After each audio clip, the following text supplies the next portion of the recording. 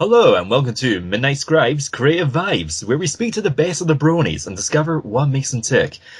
Today we're going to be learning about voice acting, and to teach us we have a fantastic guest, a talented actor both in live action and VA. Welcome to the show, John Willow. John, how are you? We've not seen you since Brony Scott. Oh yeah, right after Brony Scott, I had this terrible week-long cold. I think my body just kind of gave out after the weekend. And also welcome to the show, returning guest and professional Spaniard, James Corck. How are you, James? There's about two things wrong of what you just said right there, because, come on, everybody knows that I'm not Spaniard, I'm Mexican. I mean, man, get your facts right. But I tell you what, I suppose we should actually take it to where we're actually going with this, which is a sort of voice acting kind of how-to tutorial thing concept, because obviously you're the sort of professional VA out of the three of us. Oh, so I wouldn't necessarily call myself a professional. Compared to us. Yeah, all right. Compared to us, you're professional. Take a compliment when you get them. Honestly, we dish them out as much as we can in Creative Vibes. It's part of what we do. We flatter the guests and we build up the ego. That is our mission statement. I've had that, you know. I do tend to find myself finding it hard to take compliments. So, what would you like to know? Oh, well, that's a very good question. What would we like to know about voice acting? Well, I mean, obviously we interviewed you back when we did Brony Scott, and we learned a bit about how you got into it, how you were wanting to develop it. Mm-hmm. I suppose here, since we're talking about voice acting itself and how you do it, I suppose is what goes into a voice acting performance in terms of, I mean, is it just actually speaking into a microphone? Is it as easy as that, or is there a lot of nuances to it? I mean, yeah, you have different levels. Well, first of all, it never hurts to take an actual acting lesson. I don't actually know what to say. I'll tell you what, let's make this a bit easier, because perhaps a more practical exercise might be great.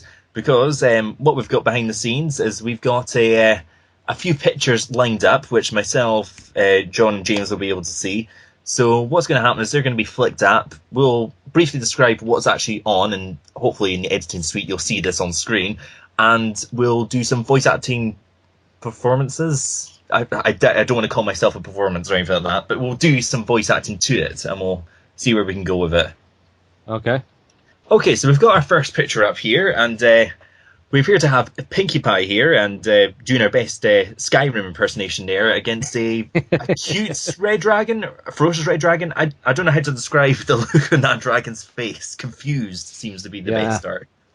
Adorable will be the right way to put it, really. It's like something that... It's like if the Skylanders were designed by the guys who came up with the Teletubbies. It's way too cute.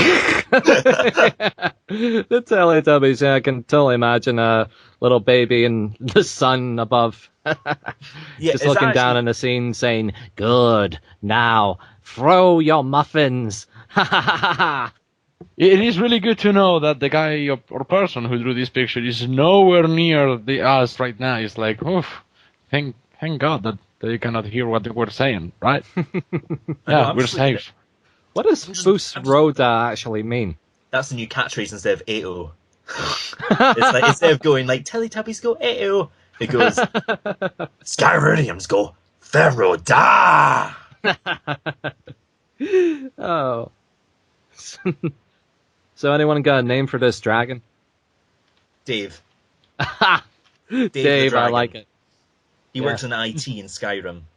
Davey Wavy, Poopsie, Nana, go. Fus Roda. Fus Roda. Sorry, this is going to turn into an Irish drinking song. Oh, yeah. We'll just have like the pint glasses in hand, just singing Fus Roda. I'm up for that, you know.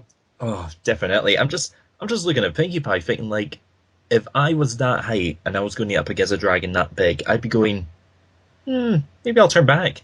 Do you think maybe this is one of the alternate universes that Twilight visited? Oh, it's probably likely. I mean, actually, knowing Pinkie Pie, it could be in this universe, and it'd probably be canon. Yeah, maybe she's just trying to throw the dragon a party, and he's not going for it.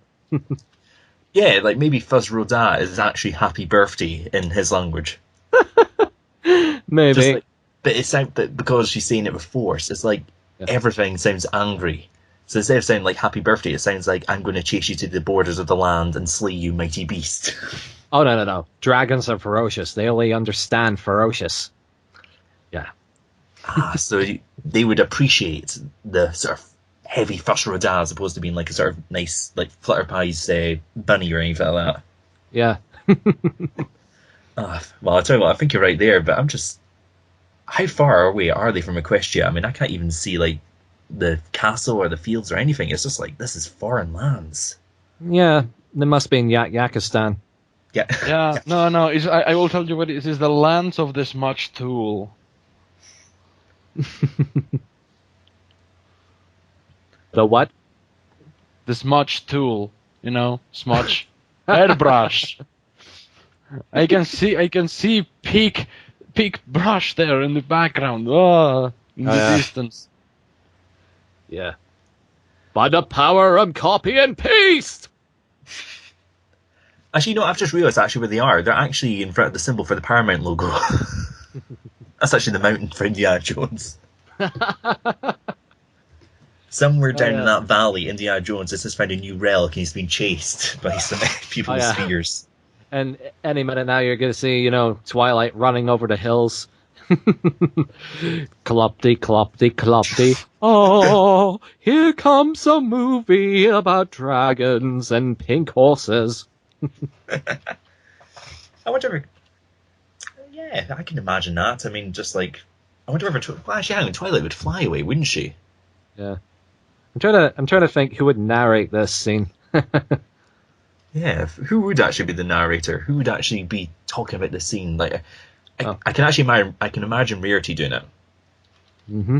But like, she's just talking, but she doesn't actually talk about the scene. She's just constantly talking about what Pinkie Pie's wearing and about how it isn't fashion couture.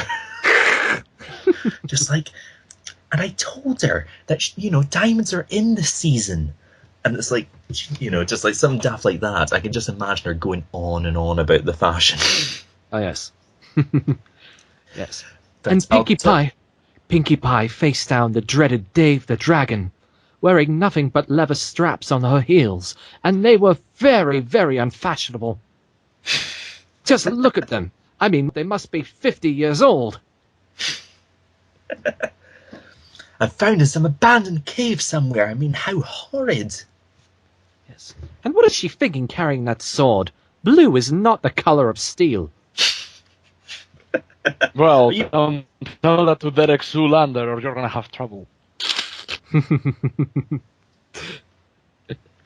Oh boy, Zoolander, there's a flash of the past. Yeah. Not really, they are making a sequel. I know. Oh boy. Will Ferrell wearing a muscle suit. Let's say the bear.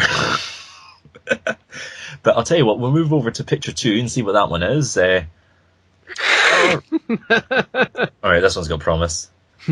Why is there text in way? I cannot see the picture. It is gay. Alright, so we've got Trixie there with Sakura in Sakura's home in the forest. I think that would accurately describe it. This is actually one of yours, James. What? That's from like past games. Look at the oiliness. You know what? I could like riff on my own art so happily. If you want to give a start, by all means. It looks like somebody was playing Splatoon and changed the color of the ink to just black. Decided to go crazy with the shadows on it. I mean, look at it. It's so oily and ugly and murky. It's ugh. Well, you see, I'm just looking at Trixie, and I'm just looking at her, and I'm thinking that Sakura is actually, like, it looks as though there's been an accident. I think Sakura's given Trixie like, those goggles, but she's put like a suit on like the lenses, so when she put them on, she took it back off. She's just got these black eyes around her. I know. I think I got a line for this. Oh, go for it. You have the mind of silly colt. That is not mascara, you dolt. Now that is Sakura to a T there. That is fantastic. I mean, that's a great piece of art, that. I do like it, but it's just like, yeah, I mean, the mascara is drained there, for sure. Although I'm looking at Sakura, and I just think that she's going, You came in for mascara, but I offer you perfume as well. But I can't make it rhyme. I need to come up with a rhyme. I know. Yeah, orange. Why did I use mascara? What word rhyme with mascara? Zara, Clara, Dara, Bara. Popara. All useless words for a rhyming session. And I'm meant to be a writer. I'm meant to be faster than this. I know. You're a writer? Allegedly. All right. The less said, the better. In the finale, when the show gets cancelled, I'll point out review myself. What's with the cross hatching anyway? Just look at all the cross hatching there. Like, that's bad. Are you noticing it on like Sakura's ear and her earring and the mohawk and all that, and Trixie's hair? Actually, with Sakura's earring, I can just see her playing horseshoes with Trixie's horn. Yeah, just going like, I'm going to get 10 points. I'm going to win the big fluffy bear. Ring. This is when I was still trying to figure out how do I ink, and a quick up tip on how this was drawn: ink the whole thing and then copy the ink layer and out of focus it, like going Gaussian blur at like 2.5, and there you go. Those were the inks. And now I'm looking at it and I'm like, what was I thinking? It's awful. I don't think That's it's not that bad. awful. Yeah. I mean, you've moved along as an No, it artist. was There's no terrible. doubt there. Yeah. What is that Crash Go ahead. Bandicoot style mask in the background there? The one that looks like it's about to eat. I think it's The one that looks like it's about to Crash eat Trixie. Bandicoot mask. It's a Crash Bandicoot mask. You're absolutely right. It's Mumbo Jumbo. Was the guy from Banjo-Kazooie? It's Oh, yeah. Mumbo Jumbo meets Crash Bandicoot. I thought so. I know. I was thinking about that. Just saying, like, I'm pretty. That is a great Uka Uka cameo. You know what? I just realized. I remember now what Trixie was doing. She was mixing something on a pestle, and that's what she's holding. She's holding the pestle mash, and the bowl is the one thing that exploded. I forgot that. I thought it was a stamp. I thought she was holding a stamp. Oh, it's been forever since I last looked at this picture in detail. This is awful. When you said pestle and pestle, I just got, you ever seen the Danny Kaye movie, The Court Jester? I haven't actually. No. No, but I've always wanted to. Oh, you should. There's this one brilliant scene where he's about to fight this big guy, and this evil sort of sorceress, she tells him, like, the vessel with the pestle is a pestle with the poison, the flagon with the dragon is brewed as true. It's like he has to poison this one guy in order to get out of the fight. And comedy ensues. Oh, I guess Movie Slate will have to add it to the list of things that she's watching, eh, James? Yes. No, she only watches terrible movies. Everybody knows that. That's true. Well, here, we'll switch over. We're on to the third picture now, and... oh, goodness sake. Yeah, this is Big Mac's audition tape for RuPaul's Drag Race. You took my line. That's what I was going to say. Please tell me this predates Brotherhood Social. I have no idea, but I'm loving this picture already. Rarity, your couture was not for sure. Now, sashay away. Nope. I'm staying on the stage. I'm fabulous in this hat. Sorry, this is Sean Connery doing Big Mac. I know. And this is why we don't do voice acting in this show, even though we have a professional VA with us. I don't know why, but Big Mac's hat reminds me of Yzma from The Emperor's New Groove. Oh, it's the hair. It's like the purple bits. Yes. Yeah, it is very Emperor's New Groove, although I'm just loving the way the Big Mac is just vamping to the camera. Just like, I'm smiling with my eyes. Oh, I didn't know that was a word. Unfortunately, I'm going to have to admit this now. I have actually seen a little bit of America's Next Top Model. I've seen what Tyra Banks says. She preaches the future. Yeah, I've never seen it. apparently there's a thing that models do called smizing, which is apparently called smile with your eyes, because they've always got, you know how they always have that kind of deathly glare whenever they're modeling, but they always say smile with the eyes, and that sells the product. Mm-hmm. I can't believe I know that. I've got to fire myself off my own show. I should join Big Mac there. I should just be on stage because I know about smizing. I could really rock that stage. What do you think? I mean, what do you think that photo finish is saying right now? Oh crikey! I hesitate to think. I mean, just like I could just see her going like, more, darling, vamp for the camera, vamp. Take off the blue. Add another hat to the hat. You need more hat. And Rarity's just going, oh yes, dear sir, I have many more hats in storage. Give him sword. Make him fight dragon. We have dragon nearby. Pinkie Pie is catching it. Good. You'll bring in dragon. And Sakura has perfume ready for you, a mascara that's been tested on Trixie. If the next photo is Big Mac with all that attached, I will actually die and go to heaven. Well, better not be. You need to keep doing the show, man. No, you're doing the questions afterwards. That's all we need. I'm safe after the next picture. I'm not going to cover for you. How much are you? You're not paying me, for this. I'm getting paid for this, right? Wait, what do you mean I'm not getting paid for this? Oh, screw this. I'm going home. Bye. You're getting paid? No, I'm leaving. Bye. Goodbye. I'm going. Who closed the studio door? Can I get out now? You cannot escape until we finish the show. You're all mine, darling. You'll hear from my lawyers.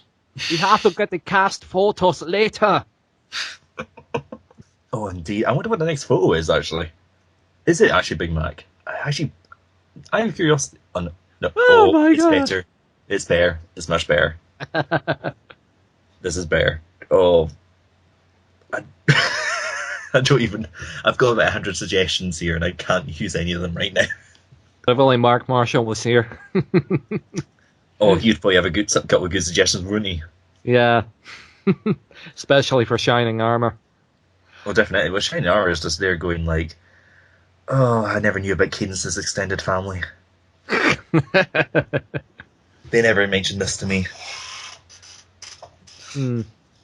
God, this is one of those pictures, it's so good, but you just have nothing to say about it. You know what I mean? Yeah, well, it's the fact that, it's got Discord right there, and that alone is just like, once you got Discord in there, it is just... Yeah, I know. That's it, you're done. I'm sorry. Did you want the last piece of Madeira cake? Just look at them. They're just like, they're looking at Discord, and he's just like, listen, I brought my own bread and butter. You can go get your own. I bring my own food. Do you not bring put lunch? What do you think he's drinking? That is a very good question. What would Discord drink? It looks like he's drinking from a teacup with using a wafer. I don't know. I don't know, but he's got a feather in his hand. I've noticed that. Yeah. His horn is looking very carrotish today. Yeah, I'm just looking at that horn is very nice. Oh, what's it? Oh, it's a saucer. Must not make wrong comment. Must not make wrong comment. I know. This is a kids show. So this it looks like you came out of Fluttershy's sock drawer, I see. That's where she hides all her playful things. Kids show, you fool! You bring me in. You cannot make a kids show with a horse cork in. I pity our editor. I pity her so much. I think Diane is starting to regret ever bringing me in here. This is the last time I am going to be on this show. Oh, no. I'm going to go without a fight. Yeah, did we mention that James Corck is actually the human equivalent of Discord? And Zombra's just sitting there like, now that we're all gathered here, let's start the meeting of fabulous horns. No, he's just looking at his tea and he's like, sugar crystals. One lump or two. Actually, he's just looking at Cadence going, Wait "He a didn't minute. put any sugar in." Wait a minute. This is not Earl Grey. Disappointed. You asked for one sugar cube. Sorry, you asked for a couple of sugar cubes, and I only put in one. He takes up a guitar. Stairs. No parents. Oh boy, I mean Discord. I mean, just the look he's given, and just the fact. I mean, I could just imagine him sipping a drink and just going Right, like, Discord is there. I forgot about Discord. Summer is so much fun. "Oh, Discord's brilliant! Like Discord's brilliant." I mean, it's the amount of people I've heard explain him as the best character in the show, and it's entirely understandable. Why do I get the feeling like the lead up to this scene is like, all of them just sort of sitting there on a double date. And, Cadence just says like, Chrysalis, Cadence, Shining, Chrysalis, Sombra, Chrysalis, Discord.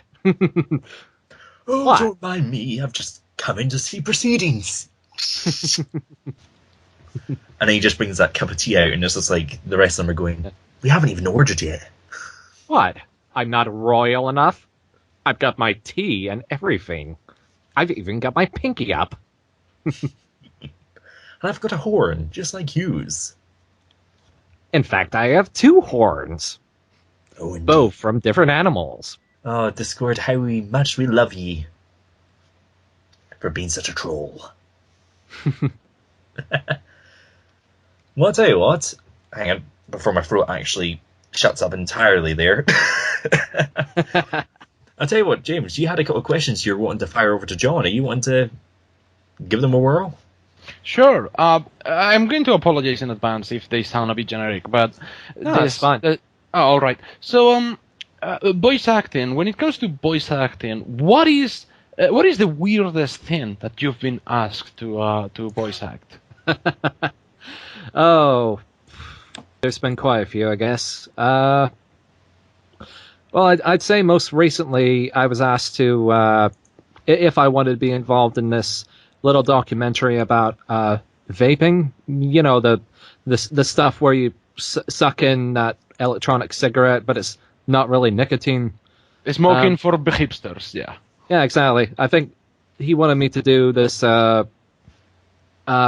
little documentary about vaping, and I don't know. I never really got back to him on it, so that never really ended up happening.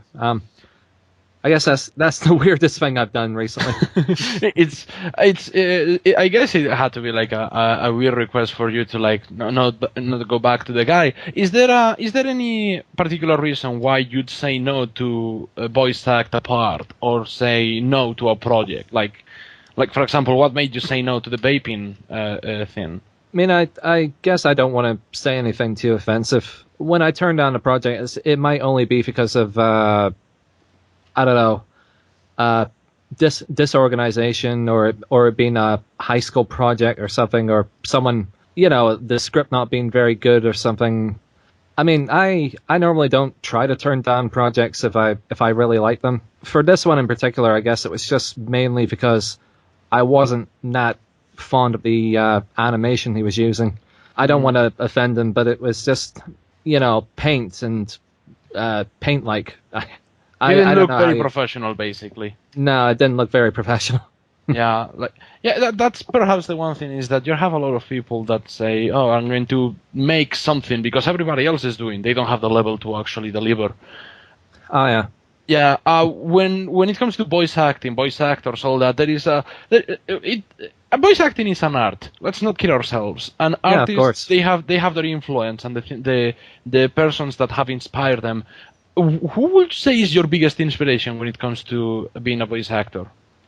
Well, I guess the people who inspire me to take it up as a hobby or lead into a profession would be the, like your little Karibos or your Moscow X's, guys who make abridged series. But personally, I guess I don't know. I was a fan of many voice actors before I even knew their names, like Steve Blum. What's his name? Greg Sipes, the guy from Pinky and the Brain. And I think, I'm blanking on his name now. Yeah, oh my gosh, the one who plays Pinky. I just can't remember his name. He's in the new Ninja Turtles series, and he is absolutely amazing. he was also the voice of Jaco Warner, right? Oh yeah, he was the voice of one of the Warner Bros. Oh yeah. Yes. Oh my gosh. Does it ever happen to you that you are watching a movie, a cartoon, and you're listening to the voices and everything, and you go, "Oh, you could have used a much better take for that." Anyway, yeah, I guess I do listen to that sometimes. I guess mostly that would be with fan animations, but yeah, sometimes with television projects, certain actors could use better line delivery. It's nothing really. I think everybody critiques on that. Yeah, like it gets to a level where it stops being competence of the voice actor, and it's also becomes competence of the director. If you have a bad VA director, then you are just left with your own skills, and some people don't have the skills to deliver. Did you want to say something more about your influences and the people that have inspired you to become a VA? It seemed like you wanted to say something more. I guess all I wanted to say was, my two favorite voice actors would be definitely Tara Strong, and then there'd be Jim Cummings. Jim Cummings. Just for their variety and for their iconic roles. I mean, there's not much more to say about them. They're so amazing. Yeah, it gets to the point where the artist stops talking and their art speaks for themselves. Oh yeah. Which it's probably the best thing that could happen to anybody, really, because that's like make it as a VA is like, wow, I got this level of recognition. I know. Where do you see yourself in, like, let's see, in 5 years' time, like not 10 years or anything, like something more realistic, 5 years' time? Where do you see yourself? I mean, for Scotland, voice acting is a little difficult. So I guess to really move into a professional thing, I need to get better equipment. I need to maybe get myself an agent sometime. I've always had this kind of desire to maybe teach voice acting because I've gone to many drama classes throughout the years, and I've never seen that much of a focus on voice. I mean, more than half the students I ever work with, they don't even know how to do an American accent correctly.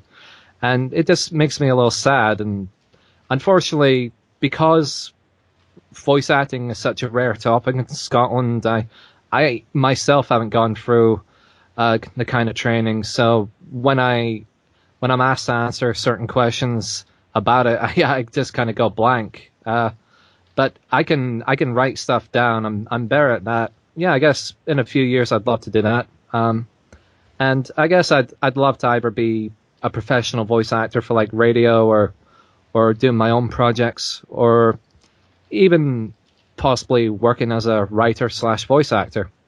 What would you say to all those aspiring voice actors that are listening to you right now? What would you say to them if they want to follow on your footsteps and also become voice actors?